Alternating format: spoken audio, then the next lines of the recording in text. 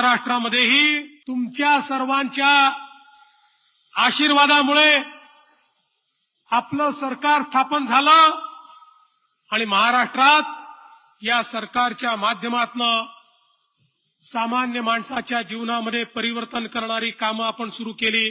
आमच्या शेतकऱ्यांना मोदीजींनी 6,000 रुपये देणं सुरू केलं, तर महाराष्ट्र सरकारने निर्णय केला आणि त्याच्यासोबत 6,000 रुपये महाराष्ट्र सरकारने देखील नमो शेतकरी सन्मान योजनेतून देण्याचा निर्णय केला। आमच्या शेतकऱ्यांना मोफत वीज देण्याचा निर्णय आम्ही केला आणि जुन्या सरकारसारखं नाही, काँग्रेसच्या काळातही मोफत वीज एकदा दिली होती। निवडणुकीच्या 1 महिना आधी मोफत विजेचे बिल पाठवले आणि निवडणूक झाल्याबरोबर मोफत विजेचा निर्णय परत घेतला आणि जुन्या बिलांसहित सगळी वसुली ही शेतकऱ्यांकडनं केली। त्यांच्यासारखी लबाडी करणारे लोक आम्ही नाही।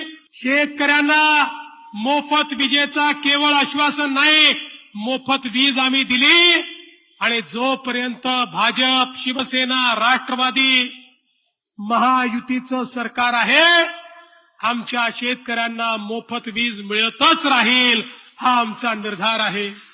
एक अजून निर्धार आम्ही व्यक्त केला होता, शेतकऱ्यांना दररोज दिवसा 12 तास वीज मिळाली पाहिजे, हा आमचा निर्धार होता। या निर्धाराकडे वाटचाल चालू झाली।